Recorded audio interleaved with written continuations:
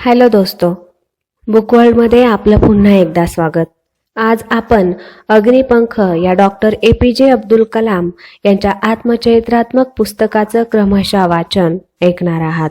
वाचक स्वर उज्ज्वला जाधव. सृजन प्रकरण 9. डॉक्टर ब्रह्मप्रकाश यांची त्या कठीण काळात मला खूप मदत झाली. वेदना सहन करायची त्यांची ताकद आम्हासमोर एक उदाहरण होते. युद्धभूमीवर होणाऱ्या चकमकीत जखमी झालेल्या सैनिकांबद्दल एक उद्गार प्रसिद्ध आहे. आधी त्याला लवकर घरी आणा, तो नक्कीच पूर्वस्थितीला येईल. तीच वाक्ये वेगळ्या पद्धतीने त्यांनी आम्हा सर्वांना ऐकवली. सर्व SLV टीमला एकत्र करून त्यांनी सर्वांसमक्ष मला ऐकवले. SLV 3च्या अपयशाचे दुःख एकट्याचे नाही आहे. तुझे सर्व सहकारी तुझ्या पाठीशी उभे आहेत. त्यांच्या शब्दांनी मला भावनिक आधार मिळाला, मार्गदर्शन मिळाले आणि मी सावरलो. 11 ऑगस्ट 1979ला अपयशाचा आढावा, कारणे यावर चर्चा करण्यासाठी 70हून अधिक संशोधकांसह बैठक झाली.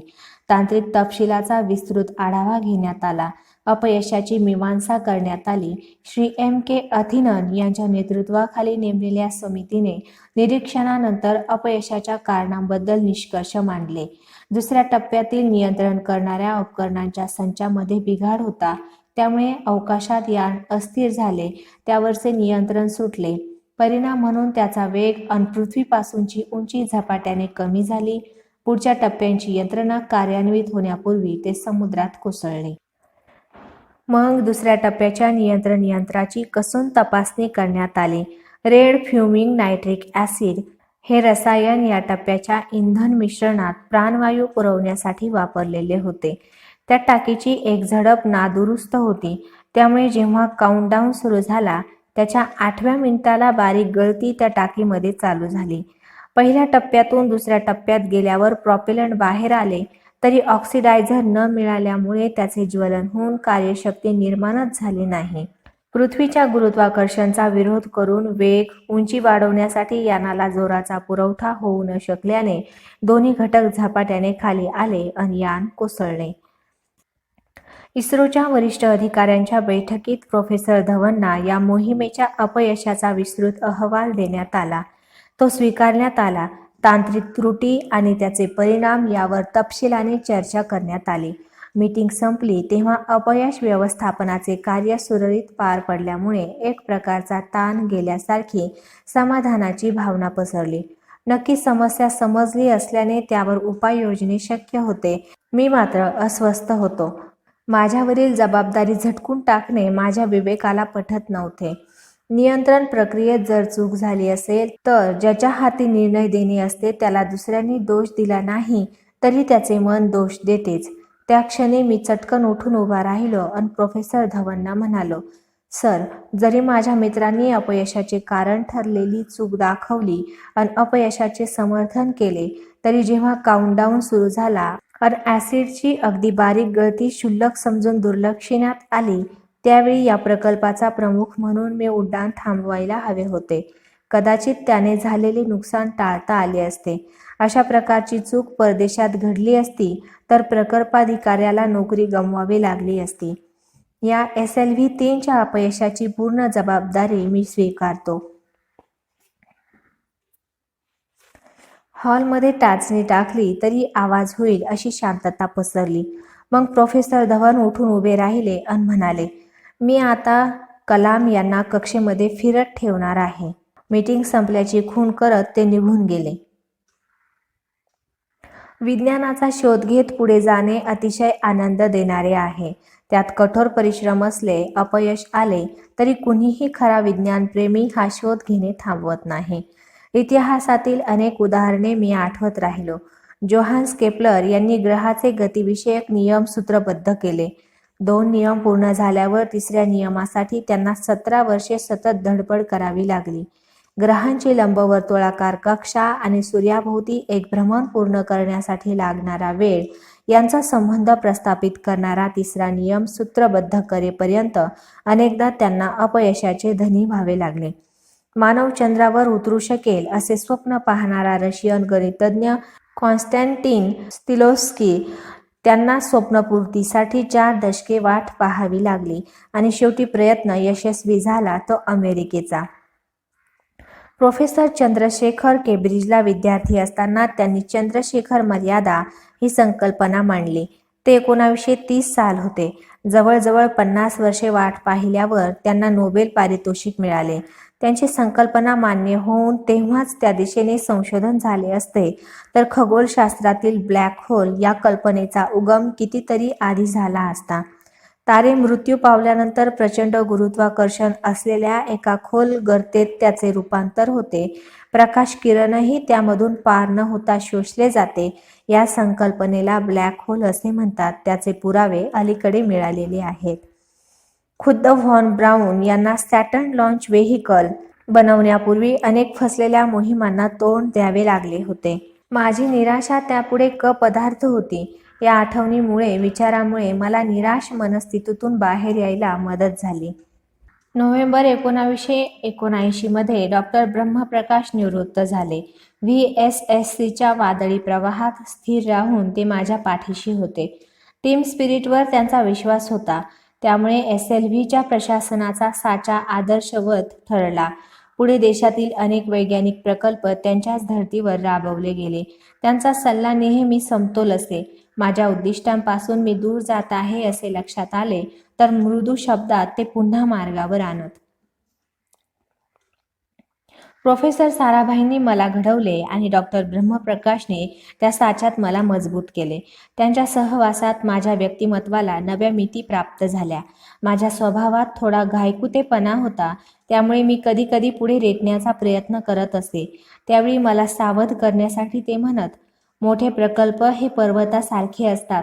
त्यावर कमीत कमी श्रमात चढणे श्रेयस्कर असते. तुमच्या व्यक्तिमत्वाला झेपेल इतकाच तुमचा वेग हवा.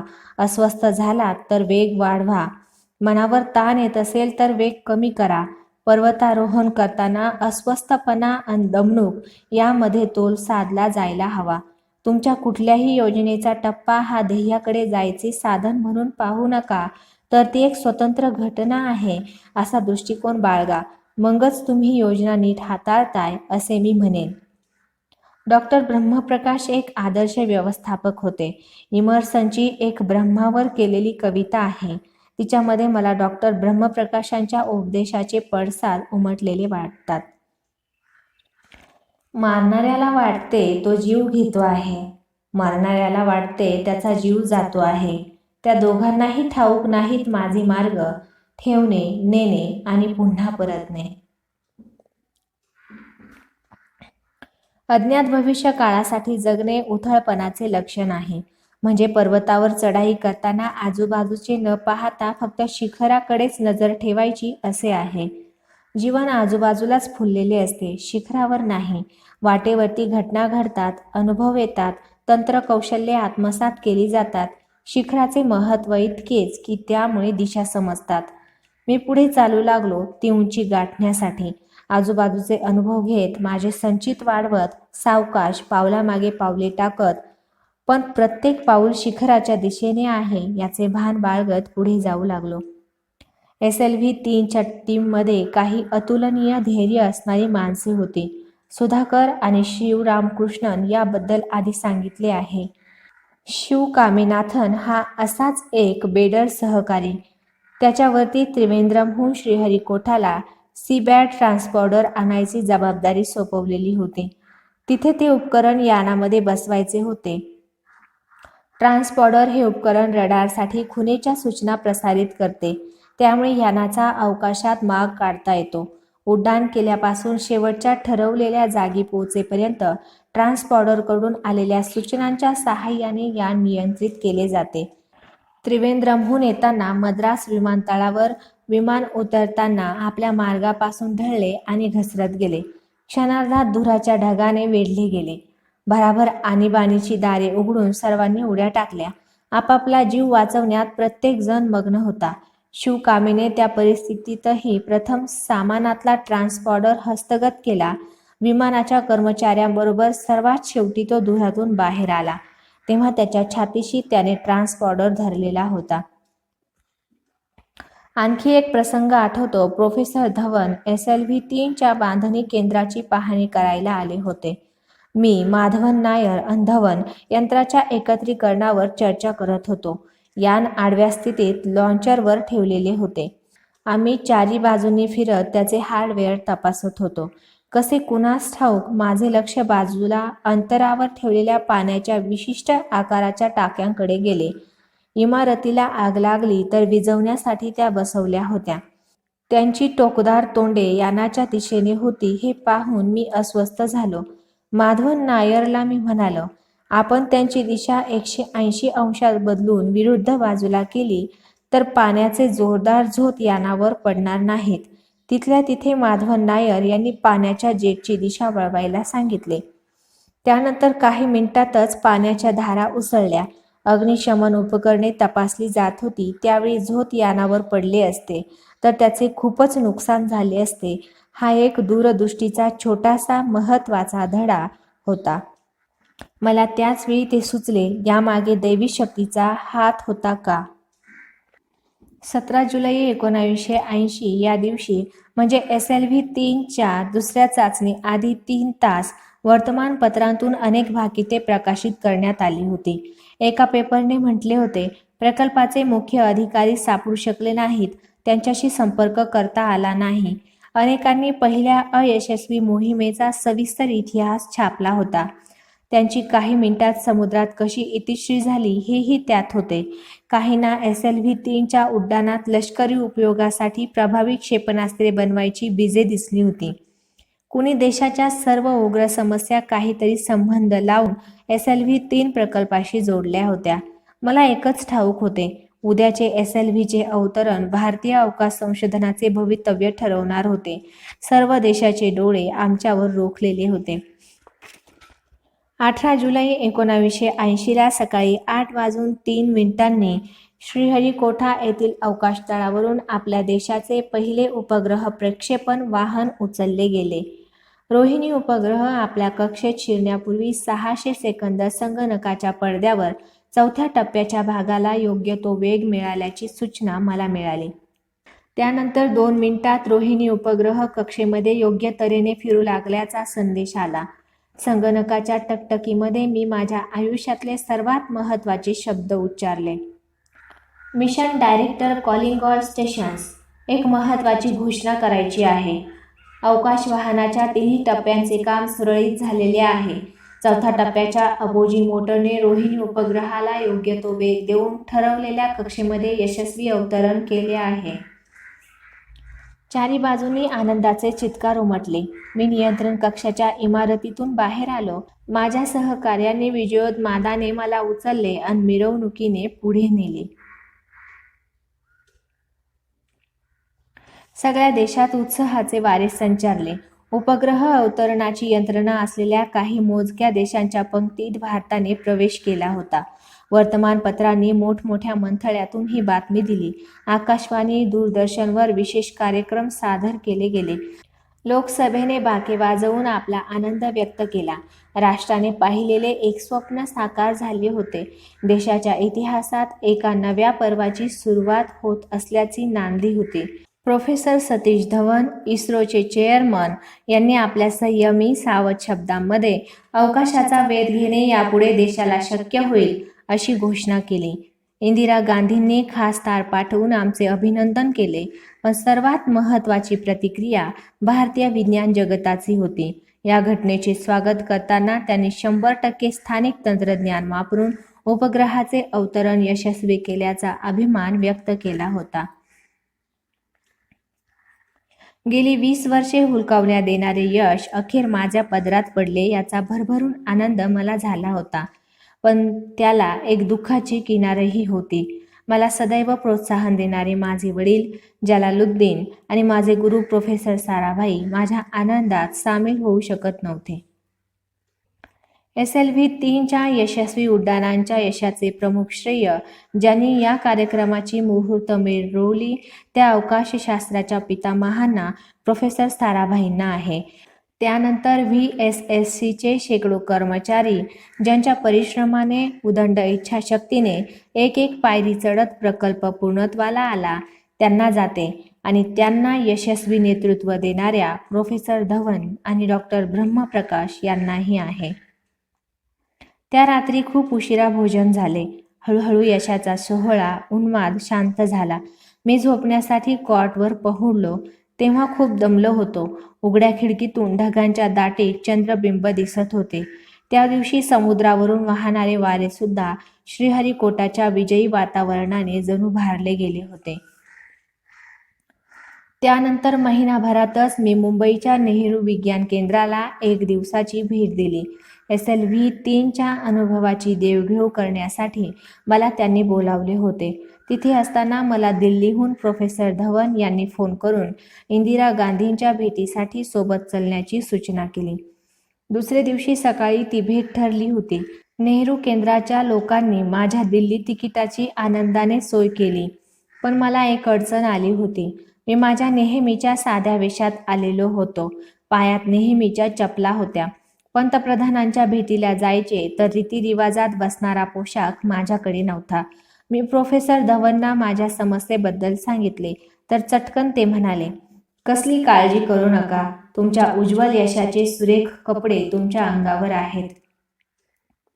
दुसरे दिवशी सकाळी मी पार्लिमेंट परिसरात प्रोफेसर धवनसह पोहोचलो. लोकसभेच्या विज्ञान आणि तंत्रज्ञान समितीच्या लोकांबरोबर बैठक आयोजित केली होती आणि इंदिरा गांधी बैठकीच्या अध्यक्षपदी होत्या. लोकसभेचे आणि राज्यसभेचे 31 सभासद त्या आलिशान सभागृहात हजर होते. प्रोफेसर MGK मेनन आणि डॉक्टर नाग चौधरी हेही होते. श्रीमती इंदिरा गांधींनी SLV-3च्या यशस्वी उड्डाणांची माहिती सदस्यांना दिली आणि प्रोफेसर धवन यांनी दोन्ही गृहांच्या सदस्यांनी अवकाश कार्यक्रमाला उत्तेजन दिले याबद्दल आभार मानले. इस्रोच्या संशोधक आणि अभियंत्यांच्या वतीने कृतज्ञता व्यक्त केली. श्रीमती इंदिरा गांधी एकाएकी माझ्याकडे हसत पाहत म्हणाल्या, कलाम, तुमचे बोलणे आम्हाला ऐकायचे आहे. प्रोफेसर धवन आधीच बोलले असल्यामुळे माझ्यावर बोलण्याची पाळी येईल असे मला अजिबात अपेक्षित नव्हते, ते सुद्धा खुद्द पंतप्रधानांकडून. मी उठून उभा राहिलो आणि सावकाश म्हणालो, उपस्थित असलेल्या देशाला दिशा देणाऱ्या लोकांमध्ये मला बोलावले हा मी माझा सन्मान समजतो. मला फक्त माझ्या देशासाठी रॉकेट सिस्टीम बांधणे ठाऊक आहे. असे रॉकेट की ते पूर्णतया स्वदेशी आहे आणि उपग्रहाला 25,000 किलोमीटरच्या वेगाने पृथ्वीभोवती फिरत ठेवू शकते. टाळ्यांच्या कडकडाटाने माझे शब्द स्वीकारले गेले. मी सर्वांचे आभार मानले. देशातील वैज्ञानिकांवर त्यांनी विश्वास टाकला. मला इतक्या मोठ्या प्रकल्पावर काम करायची संधी दिली त्याबद्दल कृतज्ञता व्यक्त केली. सगळे सभागृह आनंदोर्मींनी भरून गेले. SLV प्रकल्प पूर्ण झाल्यामुळे विक्रम साराभाई स्पेस सेंटरमध्ये पुढील कार्याची रूपरेखा ठरवण्याची हालचाल सुरू झाली होती. मला प्रकल्पाच्या पुढील कार्यातून मुक्त करायची मी इच्छा व्यक्त केली आणि अपेक्षेप्रमाणे वेदप्रकाश संदलास, माझे एक ज्येष्ठ सहकारी, SLV-3च्या पुढील कार्याचे प्रमुख नियुक्त केले गेले. तशाच पद्धतीची याने बनवण्याचे कार्य सुरू राहणार होते. नवे तंत्रज्ञान वापरून सुधारित आवृत्ती बनवणे, SLV-3 मध्ये थोडा बदल करून ऑगमेंटेड सॅटेलाइट लॉन्च व्हेकल बनवणे, ASLV हेही विचारात घेतले होते. SLV-3ची पेलोड वाहायची क्षमता 40 किलोपासून 150 किलोपर्यंत वाढवायची होती. MS.R. देव या माझ्या टीममधील सहकार्याला SLVचे प्रकल्पाधिकारी नेमण्यात आले. 900 किलोमीटर अंतरावरच्या कक्षेत फिरणारे PSLV तसेच GOSLV असे थोडे बदल केलेली यानेही बनवायचे उद्दिष्ट पुढे ठेवले होते. मला एरोस्पेस डायनॅमिक्स अँड डिझाईन ग्रुपचे निर्देशक म्हणून नियुक्त केले गेले. पुढील सर्व प्रक्षेपक वाहने आणि त्यांचा नवीन तंत्रज्ञानाच्या सहाय्याने विकास या केंद्रातर्फे केला जाणार होता. VSSC मध्ये सध्या असलेला पायाभूत साचा पुढील शक्तिशाली प्रक्षेपक वाहनांच्या विकासासाठी पुरेसा नव्हता. त्यासाठी नवीन ठिकाणी नवीन अत्याधुनिक विशेष यंत्रणा विकसित करावी लागणार होती. VSSCचे वाढते कार्य विस्तारण्यासाठी वहियूरकावू आणि वलियामाला या 2 जागा मृकर करण्यात आल्या. डॉक्टर श्रीनिवासन यांनी त्या ठिकाणी करायच्या सोयीसुविधांची आखणी करायला सुरुवात केली. दरम्यान मी शिवधनु पिल्लेंच्या मदतीने SLV-3 मध्ये थोडे बदल करून लष्करी क्षेपणास्त्रांसाठी त्यांचा उपयोग करता येईल का या दिशेने अभ्यास सुरू केला. देशाची मध्यम पल्ल्याची 4000 किलोमीटरवर फिरणारे उपग्रह सोडायची गरज भागवण्याइतकी क्षमता असलेली प्रक्षेपक वाहने आम्ही आता बनवू शकत होतो. 5000 किलोमीटरवर फिरू शकणारा उपग्रह आणि त्यावर 1000 किलो वजनाचे पेलोड अवकाशात नेणारे प्रक्षेपक वाहन बनवायचा प्रकल्प आम्ही कागदोपत्री बनवला. त्यासाठी 1.8 मीटर व्यासाचे 30 टन प्रॉपेलंट वापरून आणखी एक बूस्टर सध्याच्या SLV-3 ला जोडावे लागणार होते. हा प्रकल्प पुढे बारगळला, पण त्यातूनच रिएंट्री एक्सपेरिमेंट रेक्स अवकाशात पुन्हा वाहनात परतण्याची क्षमता असलेले पेलोड या प्रकल्पाचे काम मार्गाला लागले. त्यातून पुढे अग्नीची निर्मिती झाली. पुढची SLV-3 D1 31 मे 1981 ला सोडण्यात आली. या उड्डाणाचे कार्य मी प्रेक्षकांसाठी असलेल्या जागेतून पाहिले. नियंत्रण कक्षाच्या बाहेरून पाहायची माझी पहिलीच वेळ होती. त्यात एक कटू सत्य दडले होते. त्याला मला तोंड द्यावे लागत होते. प्रसारमाध्यमांचे माझ्याकडे अधिक लक्ष गेले होते. माझ्या काही वरिष्ठ सहकार्यांची त्यामुळे नाराजी ओढवली होती. SLV-3 प्रकल्पामध्ये त्यांचाही महत्त्वाचा सहभाग होता, पण प्रसिद्धी माझ्या वाट्याला आली होती. एक प्रकारचा थंडपणा वातावरणात जाणवत होता, पण तो स्वीकारण्यावाचून गत्यंतर नव्हते. दुसऱ्यांच्या कष्टाचे श्रेय घ्यायची वृत्ती माझ्याकडे अजिबात नाही. मी कधी कठोर अधिकारी नव्हतो. काहीही करून यश मिळवायचे, त्यासाठी सर्वांना वेठीला धरायचे असे मी कधी केले नाही. माझ्या आयुष्यात माझ्या स्वभावाची प्रतिमा पडली होती. मी विचारी होतो. SLV-3 ची बांधणी सत्ता वापरून वा लोकांना वाटेल तसे राबवून केलेली नव्हती, तर सतत केलेले एकत्रित काम त्या यशामागे होते. मग असा कडवटपणा, ही नाराजी फक्त VSSC मध्येच असे झाले होते की सर्वत्रच यशवंत माणसांना अशा भावनांना तोंड द्यावे लागते. वैज्ञानिक असल्याने प्रत्येक परिणामाच्या मुळाशी जाऊन कारण शोधायचा माझा स्वभाव होता. आणि मग मी निष्कर्षाला पोहोचलो की प्रसारमाध्यमांनी मला दिलेली प्रसिद्धी अनेकांना फारशी आवडली नव्हती आणि हा कडवटपणा खरा होता. त्याला मला तोंड द्यावे लागत होते. सन्मान आणि दुःखे त्यांना बोलावले नाही, त्यांच्या मागे लागले नाही तरीही वाट्याला येतात. SLV-3 च्या यशानंतरचे माझे अनुभव मला एका नाजूक अडचणीच्या परिस्थितीत नेत होते. काम सर्वांनीच जीव तोडून केले होते, पण श्रेय आणि प्रसिद्धी माझ्या वाट्याला अधिक आली. पण त्याबाबत आता काही करणे शक्य नव्हते. तसेच मी स्वतःहून त्यासाठी काही प्रयत्न केले नव्हते याची मला खात्री होती. माझ्या मनाशी मी प्रामाणिक होतो. आज वळून पाहताना वाटते की मला सगळे समजत होते, पण त्यासाठी नव्याने काही करता येण्यासारखे नव्हते. जानेवारी 81 मध्ये डॉक्टर भगीरथ राव यांनी मला हाय अल्टिट्यूड लॅबोरेटरी डेहराडून येथे SLV-3 वर व्याख्यान देण्यासाठी आमंत्रित केले. सुप्रसिद्ध अणुवैज्ञानिक डॉक्टर राजा रामन्ना यांचा मी आदर करत असे. त्यांनी त्या व्याख्यानाचे अध्यक्षस्थान स्वीकारले होते. त्यावेळी ते संरक्षण मंत्र्याचे सल्लागारही होते. देशाच्या अणुशक्ती निर्मिती आणि शांततेसाठी अणुस्फोट करायच्या कार्यक्रमांबद्दल त्यांनी आपल्या भाषणात सांगितले. मी SLV-3 मध्ये इतका गुंतलो होतो की व्याख्यान देताना तोंडातून आपोआप शब्द बाहेर पडत होते. प्रोफेसर राजा रामन्नांनी मला लगेच खाजगी भेटीसाठी चहाला निमंत्रित केले. मी राजा रामन्नांचा चाहता होतो आणि आता मला त्यांच्या निकट जायची संधी मिळत होती. मला भेटून त्यांना मनापासून आनंद झालेला दिसत होता. त्यांच्या बोलण्यात एक उत्सुक, सहज असा भाव होता. बोलण्यातून ते चटकन मित्रत्वाचे नाते जोडत. त्यांचे व्यक्तिमत्वही आकर्षक, चपळ असे होते. त्या संध्याकाळी मला प्रोफेसर विक्रम साराभाईंच्या पहिल्या भेटीची आठवण झाली. स्थळ काळाची बंधने तोडून जणू तेच क्षण मी पुन्हा अनुभवत होतो. प्रोफेसर साराभाईंचे विश्व आतून साधे आणि बाहेरून सोपे होते. त्यांच्यासोबत काम करणाऱ्या प्रत्येकाला एक मार्गी मनाने ध्येयाकडे जायची तळमळ लागली होती. आमच्या सर्वांच्या दृष्टीने त्यांनी आम्हा समोर ठेवलेले स्वप्नमय विश्व आमच्याही स्वप्नाजोगते होते, आदर्श होते. प्रत्येकाला त्याचा एक एक भाग येऊन काहीही उरू नये अशी त्याची वाटणी आम्ही करू शकत होतो.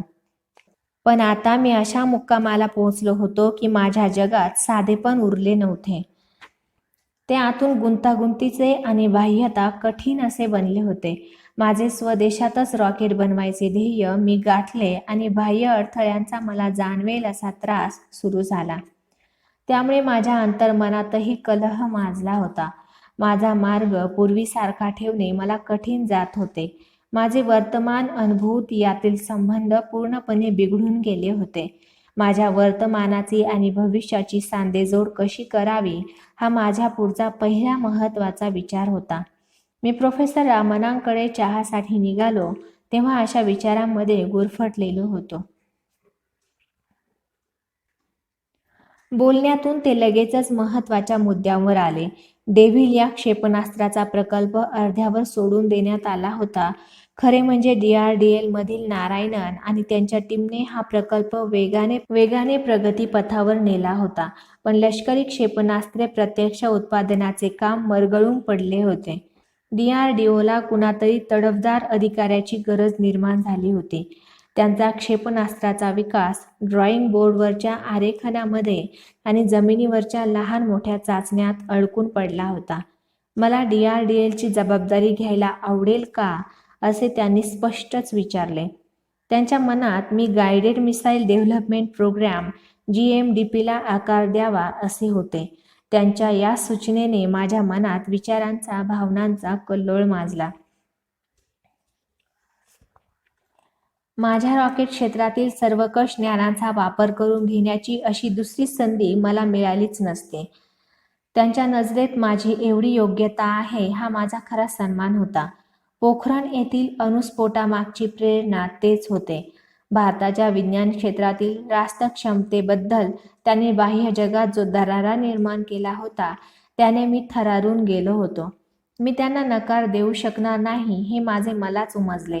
मग त्यांनी मला प्रोफेसर धवनशी या विषयावर चर्चा करायला सुचवले. माझ्या इस्रोतून DRDLमध्ये जाण्याच्या प्रशासकीय कामाची तरतूद ते करू शकले असते. 14 जानेवारी 1981ला मी प्रोफेसर धवनना भेटलो. त्यांनी माझी बाजू शांतपणे ऐकून घेतली, त्यातील बारीक सारीक तपशील लक्षपूर्वक नोंदवले आणि मग त्यांच्या चेहऱ्यावर प्रसन्नतेचे आनंदी भाव उमटले. ते म्हणाले, माझ्या माणसाच्या कामाची कदर त्यांनी केली याचा मला फार आनंद वाटतो. प्रोफेसर धवन इतके दिलखुलास हसणारे अजून कुणी मला भेटलेले नाही. एक पांढरा शुभ्र मऊ ढग दिसल्यासारखे त्यांचे हास्य त्या ढगाला बघणाऱ्याने हवा तो आकार द्यावा. मी त्यांना पुढे काय करावे असे विचारले आणि म्हटले, एक रीतसर अर्ज करू का? मग ते मला नेमणूक पत्र देऊ शकतील. नको, तसे करू नका. तुमच्या अर्जाने त्यांच्यावर दबाव येईल.